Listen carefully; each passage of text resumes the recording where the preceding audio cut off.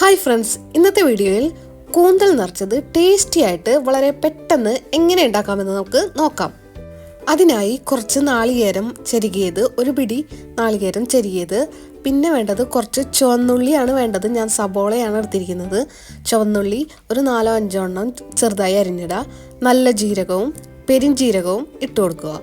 എന്നിട്ട് ഇത് കുറച്ച് മഞ്ഞൾപ്പൊടി ഇട്ടിട്ട് മിക്സിയിൽ ജസ്റ്റ് ഒന്ന് ചതച്ചെടുക്കുക.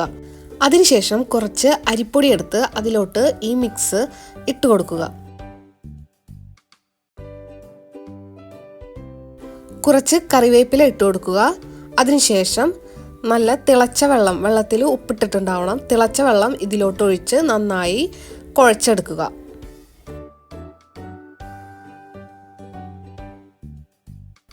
ഈ ഒരു പരുവത്തിലാണ് കുഴച്ചെടുക്കേണ്ടത്. 6-7 എണ്ണമാണ് കൂന്തളെന്നുണ്ടെങ്കിൽ അതിലേക്ക് ഇതിൻ്റെ പകുതി മാവ് മതി. കഴുകി വൃത്തിയാക്കി മഞ്ഞപ്പൊടിയും ഉപ്പും പുരട്ടി വെച്ചിരിക്കുന്ന കൂന്തലിലോട്ട് കുറച്ചായിട്ട് ഈ മാവ് നിറച്ചു കൊടുക്കുക. നിറക്കുമ്പോൾ ഫുള്ളായിട്ട് നിറക്കരുത്, കുറച്ചേ നിറക്കാവൂ, അല്ലെങ്കിൽ വെന്ത് വരുമ്പോൾ ഇത് മാവ് പുറത്തേക്ക് ചാടും. മാവ് നിറച്ച ശേഷം ടൂത്ത് പിക്ക് കൊണ്ടോ ഈർക്കിളി കൊണ്ടോ അത് ക്ലോസ് ചെയ്ത് വെച്ച് സ്റ്റീം ചെയ്തെടുക്കാം നമുക്ക്.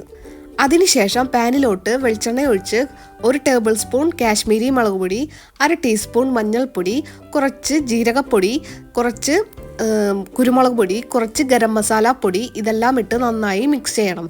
തീ എപ്പോഴും ലോ ഫ്ലെയിമിലായിരിക്കണം, കരിഞ്ഞു പോകരുത്. പിന്നീട് ഇതിലോട്ട് ആവശ്യത്തിന് ഉപ്പും കറിവേപ്പിലയും ഇട്ട് കൊടുക്കാം.